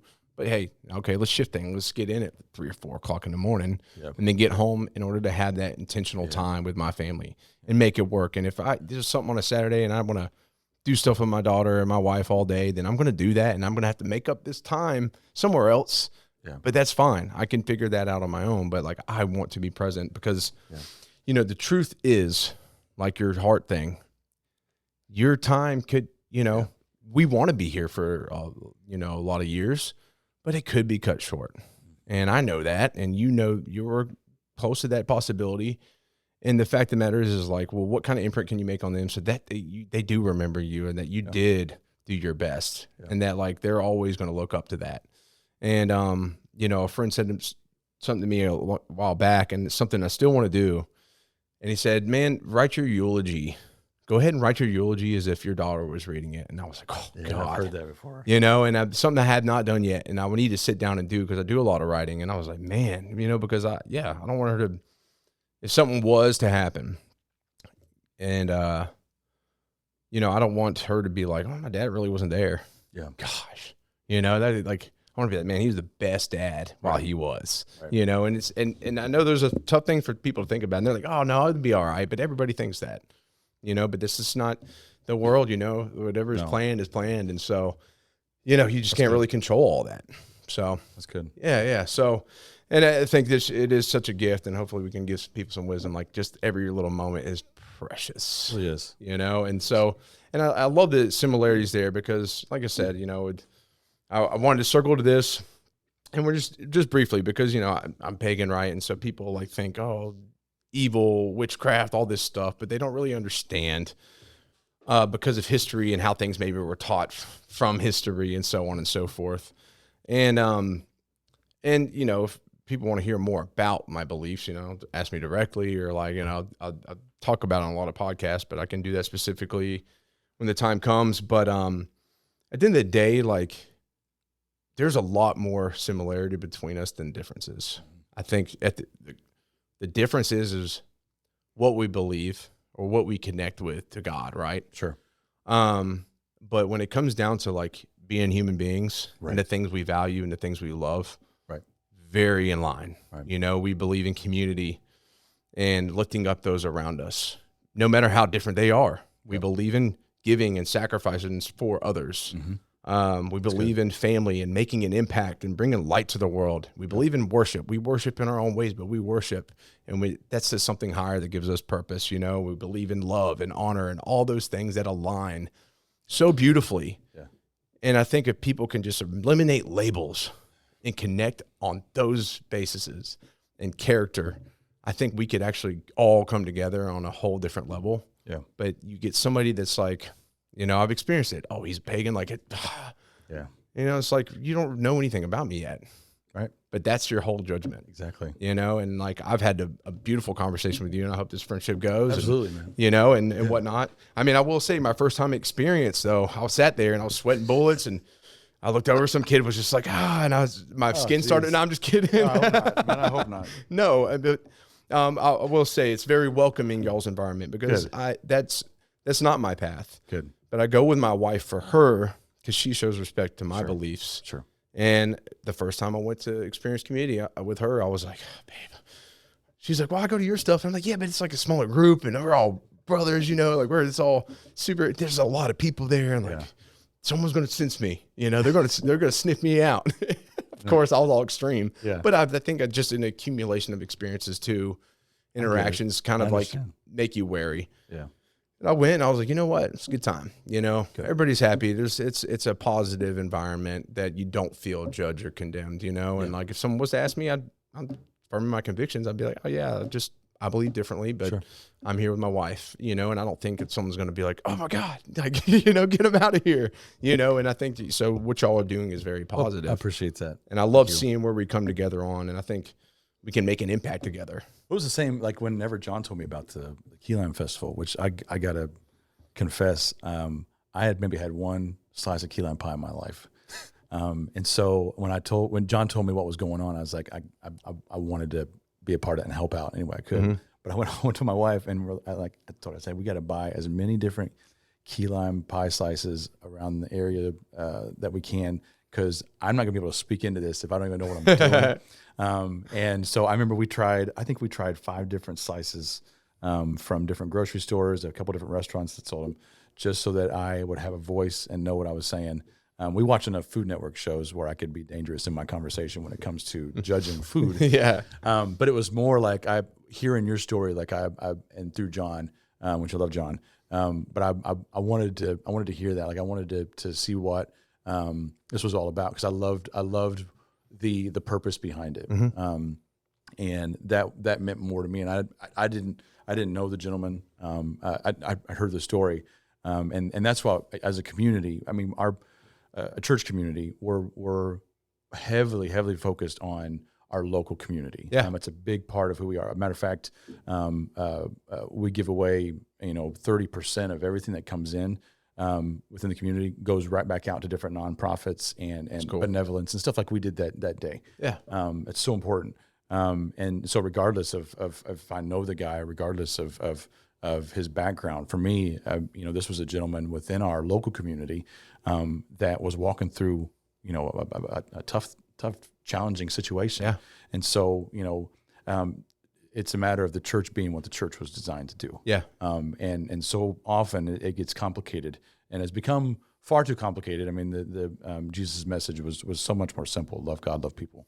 And the church is supposed to be out there loving people and helping people, feeding those that are hungry, clothing those that are naked, helping those that are less fortunate. And that was, for me, an opportunity for the church, again, just to be the church. Yeah, exactly. It doesn't matter what the guy organizing it believes in, right. Because you're helping community. And that's the thing I think a lot of people don't understand is, like, at the center, when you really look at it, and it's actually pretty simple, at the center of most belief systems is love. And, like, we can all come together on that. Sure. Which isn't that hard. Sure. But, like, people just ignore that, and I think a lot of it comes down to ego, and a lot of people just have to be right about things, and it's like, you don't. Yeah. You can be right for you, like how I believe is right, but it's for me. Right.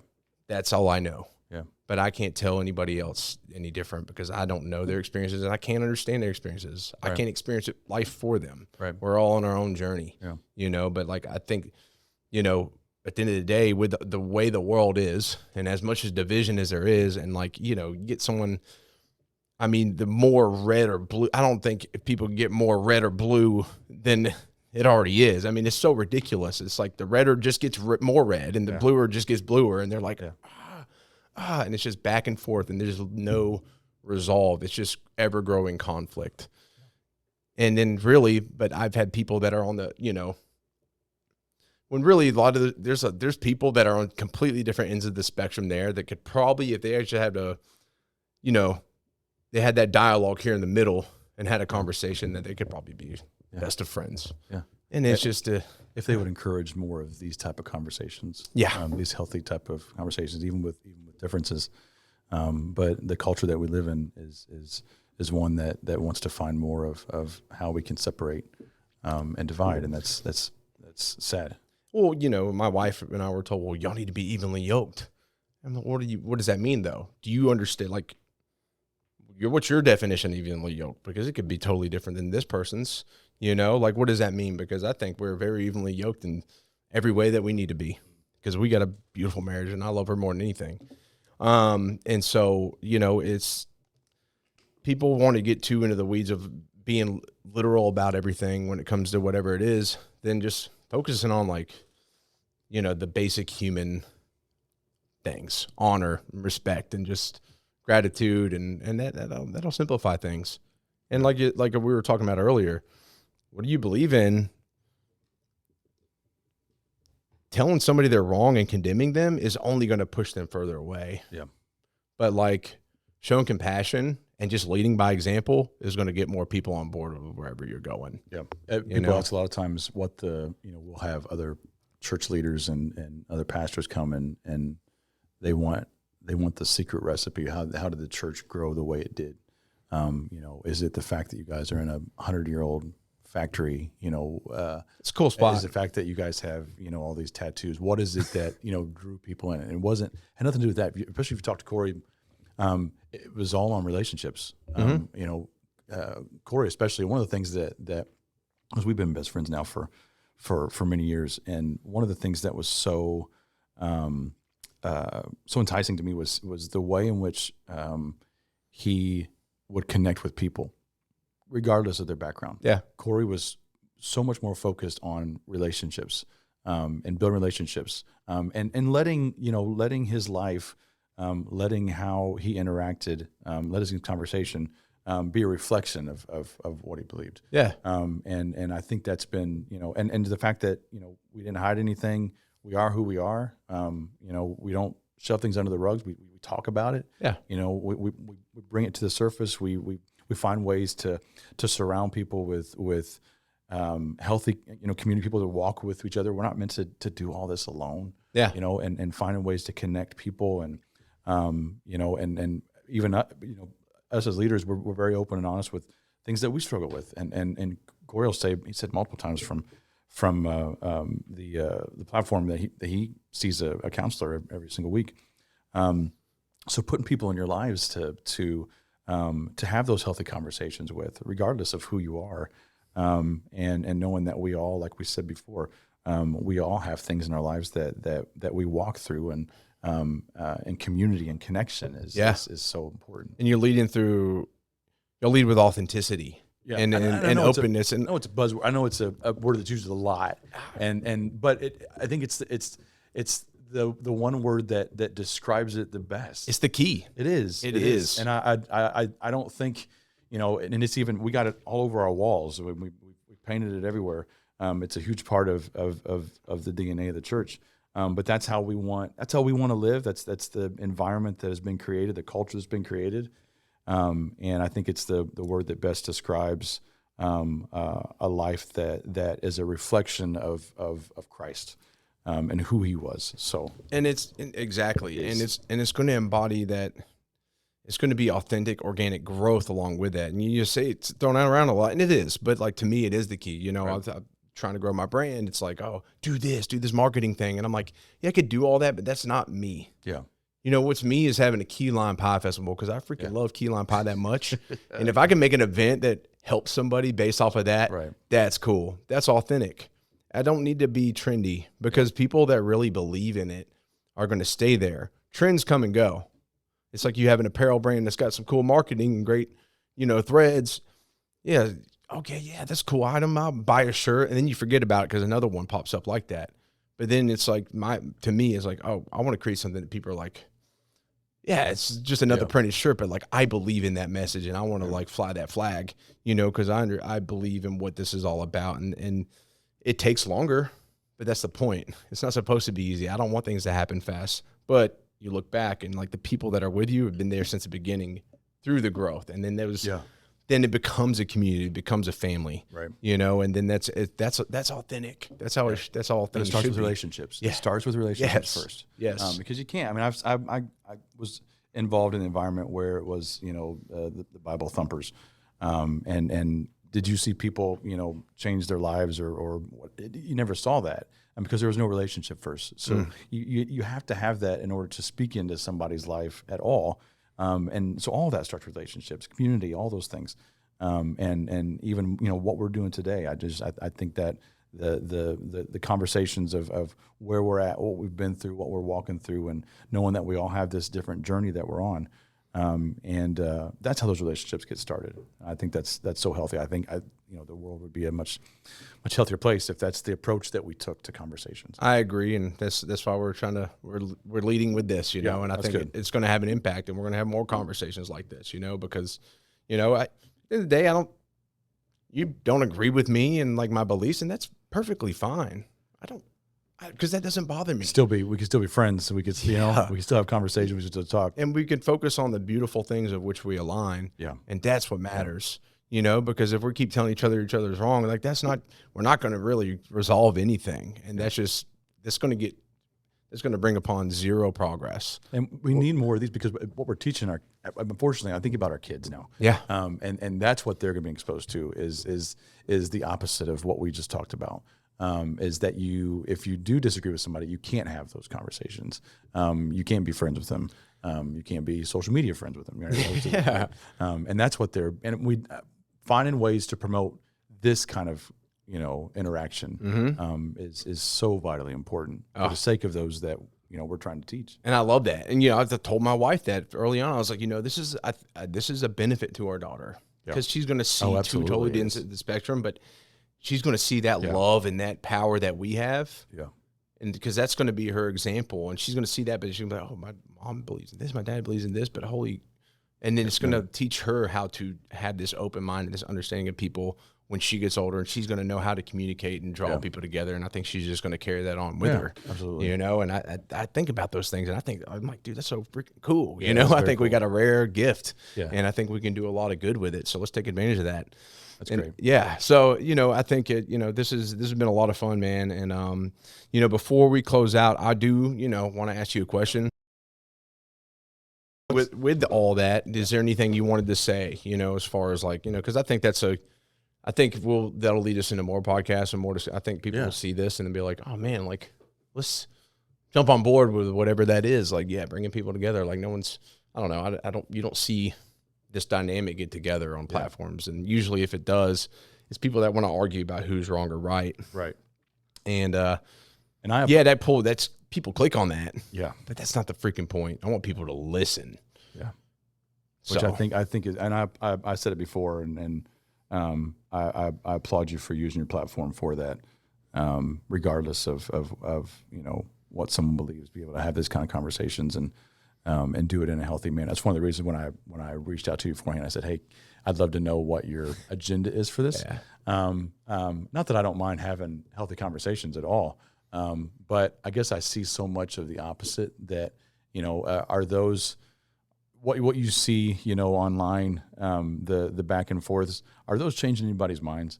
What are they doing to help? And the one thing for me that I've always, I try and use things under the lens of if I'm not pointing people to what I believe, to Christ and to His, what He has taught me through His Word. If I'm not doing that, then I'm not helping anybody. Yeah. I'm not teaching those same, teaching that same love, that same grace, that same, patience and understanding. And so I use that as a lens. And so when you said that, we just want to have a conversation. I'm like, all for it, man. Yeah. That's who we are. I'm all about it. That's awesome, man. And I love it. So I appreciate that. Well, one thing I know, you talk about Christ and stuff, like I grew up in church. I tried, and I think a lot of people think I'm just like lived under a rock. They're like, Joe, you need to, and I'm like, listen, I know it's not, I don't believe in what I do out of ignorance. Trust me, my heart has been guided here for a reason. But I will say is like, I've read the Bible a lot. I've done a lot of studies, and I'm very educated because I do get questioned a lot. And I do love reading about like all religious beliefs. I think I like to have a whole understanding of things so I can understand different people. And I appreciate on that. their level. That's one thing that we do too, is we want, I've taken time, and Corey also will tell you this, to explore other religions. Because how can we have a conversation when we're ignorant of someone else's beliefs? And so I think having that allows you to have a voice in conversation. If you don't, then you're only speaking from what you know. And so I think that's super healthy to be able to do that. And well, someone once said to me, like, I can't help, they said something real negative, and I can't help when Jesus speaks through me. And I'm like, that's not Jesus. Because guess what? Because of my understanding of the Bible, Christ was not like that. Christ wasn't speaking through people. Christ wasn't going up to people like putting them down, hurting them. Christ was led with love and light, and just led by example, and just said his truth. And it wasn't aggressive. Right. So that's a lie, because he would not do that. And I do know that, and so it was just like, you talk about walking that, and what that is just being, doing what you're doing. Yeah. And I think, after hearing more about you guys there, because I've been there, and it's like I said, it's a comfortable environment for me being different in that aspect. And hearing from you, like what y'all's purpose is, and understanding like the root of it and the growth there, I have a lot of respect for it, man. It's very simple in its approach. But again, like I said before, I feel like Christ's message was simple, and I feel like we have complicated the heck out of it. A lot of churches have, and I not that we've figured it out by any means. Don't hear me out there. But we've tried to keep things simple and create an environment, as I said before, where regardless of who you are, regardless of your background, we can come in, break open the Bible together, and just walk through life, surround each other with community, and have a heavy focus on changing the landscape of the environment that we're in, changing, the dynamics of the city, making this place a better place to live, and helping those that have been put in our path. I love it, man. Heck yeah. Well, it sounds like y'all are doing it right. Hey, like you said, you ain't figured it out, but we're trying. I mean, anybody that's ever admitted they figured it out has, I think, the furthest from figured it out, because we're all learning, and it's a never ending journey. And I think we're always just going to be figuring new things out along the way. And, but that leads into, you're talking about impacting community. Y'all have something pretty cool coming up. So we do, every year I run these events called worship nights, and we do these a couple times a year. Last one we did was in April at Murphy Center, the basketball stadium at MTSU. This one coming up is at Miller Coliseum, Tennessee Miller Coliseum, owned by MTSU, the horse arena. The worship nights, simply put, it's a night where, people can come together. We can worship. There's a lot of music and that kind of thing. But also a big part of that night is the nonprofit partnership that we do within these nights. And this one is very unique. This is on Friday, September the 6th. It's the Friday after Labor Day at 7 p.m. Doors open at 5 at Miller Coliseum. This one's unique in the fact that instead of like a specific nonprofit, our focus for this one is that we are celebrating and recognizing all of our veterans and active duty service members in attendance and whatnot. And then we'll also be giving away writing checks for I think 4 different military nonprofits within Middle Tennessee. Nice. So every single cent that is raised that night, all of the merch that we sell, we buy. Basically, we go through and we buy all the merch, and then we sell everything. We don't make anything off the night. Everything goes back into the community. So we'll likely we normally will raise about $70,000-$80,000 at this event. Really cool. And it goes into whatever nonprofit that we're focusing on, for the evening. Our focus back in the spring was on a very specific sex trafficking nonprofit ministry. So we were able to raise, I think, $70,000+ for them. So Amazing. it's the night is great in and of itself. Sure, being able to come together in a public place like that and have killer music and worship and all that. That's great. But what are we doing to make an impact in the community at the same time? You see Christians like to get together a lot and brag on the fact that, hey, look at us, we're together. No, what are you doing to change the landscape of the community that God's placed you in? If we're going to get together, let's do something that makes a difference at the same time and be hands and feet right there on the ground. And so that's been a huge part of that night. And I know, knowing your story as well, I thought you'd want to hear about our focus that evening. We're also trying to connect with a few different individuals and that evening do some really cool things to help out. We have a small group at the church that it's a military ministry small group, and so it's for vets and whatnot. And I've been in communication with them about helping me find some individuals that may have some great needs, so that we can maybe make a difference that night with a few individuals that are there For sure. and help them out. So a lot of different things that we're doing for that evening. But it's Friday, September 6th. Miller Coliseum, 7 p.m. Doors open at 5. We'll have food trucks and stuff throughout. It's normally goes a few hours. We'll have these really nice bags, gifts for every single vet or service member that's in attendance that night. So every single person that's there that has served our country in that way will walk away with some really nice gifts. So excited about the night. These are. We normally pack out the place, probably 6,000-7,000 people there, and it's completely open, completely free, no tickets required. Just show up, be a part of the night. It's exciting. That's impactful stuff right there. Yeah, and those events have grown over the years. We've got to the point where it's hard to find venues that hold the size of the crowd. We used to do these downtown. We closed down the square downtown. We've outgrown the square. We've outgrown it. So now we try and, if at all possible, keep it indoors because just to avoid possibility of dealing with weather. But it's hard to find venues great problem to have. But it's hard to find venues that'll hold that kind of crowd. So Miller, this is our third time at Miller Coliseum, and they've been their staff is fantastic, and it's a very unique environment. Yeah, because if you're down on the floor, it's a dirt floor, and they go through and they pack the floor. It's interesting to watch how they do all that, but it's a really cool venue, big venue.